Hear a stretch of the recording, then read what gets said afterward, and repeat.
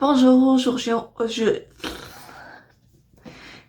Bonjour, je vous rejoins aujourd'hui pour une chronique vidéo sur le deuxième tome des McCoy qui s'intitule L'ours et le taureau, écrit par Alexiane Till et publié chez les éditions Hugo.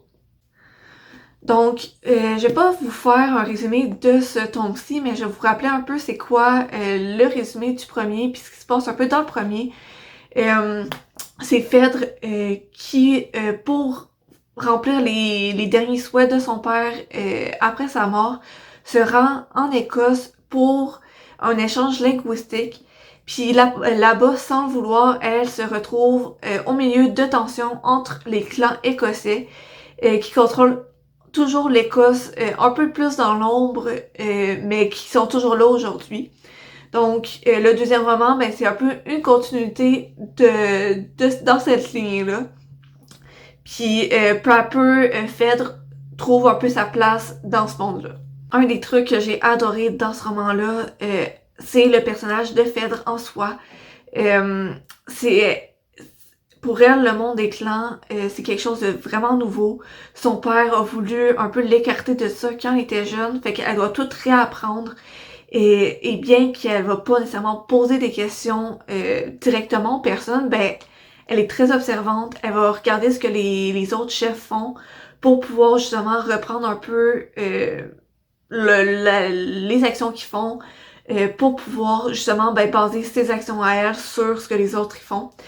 C'est un personnage de très fort, elle a un caractère fort, elle va pas se laisser faire. Justement, le monde des clans, c'est encore, dans le roman, dans ce monde-là, ça se passe aujourd'hui, puis c'est encore un monde très machiste, ce qui veut dire que l'homme prédomine. La place de la femme, elle est un peu en retrait. Elle fait ce qu'on lui dit et tout, mais c'est pas le cas de Phèdre. Pour elle, les règlements des clans, ça devrait plus tenir route, et elle le fait savoir à tous. Elle n'hésite pas pas négocier, mais à en redire sur ces règlements-là, à tenter de les éviter ou juste dire franchement qu'elle est pas d'accord avec comment les hommes agissent. Par exemple, ben, l'honneur de la femme, si elle se lie d'amour à un homme d'un autre clan, ben son honneur à elle est défait, l'honneur du clan pourrait être défait par le fait même. Une femme est quasiment plus un objet que d'autres choses. Les clans, ils n'hésitent pas à faire des mariages arrangés pour justement faire des, des alliances, c'est ça. C'est le mot que je cherchais, des alliances entre eux. Mais tout ça, c'est au dépend des femmes, puisque, dans le fond, pour faire ces alliances-là, ben, le cadeau qu'ils donnent, ce sont des femmes à marier.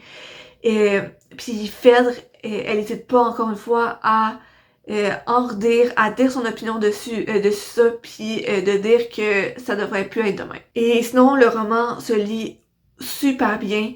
Déjà, le premier roman, je l'avais adoré, mais puis je pensais pas que le deuxième pouvait être meilleur, mais c'est le cas. Parce que ben souvent, comme tu sais, les deuxièmes tomes, souvent, ben tu sais, ça fait un creux pour revenir au troisième ou à la suite. Mais dans le cas des McCoy, j'ai adoré le deuxième.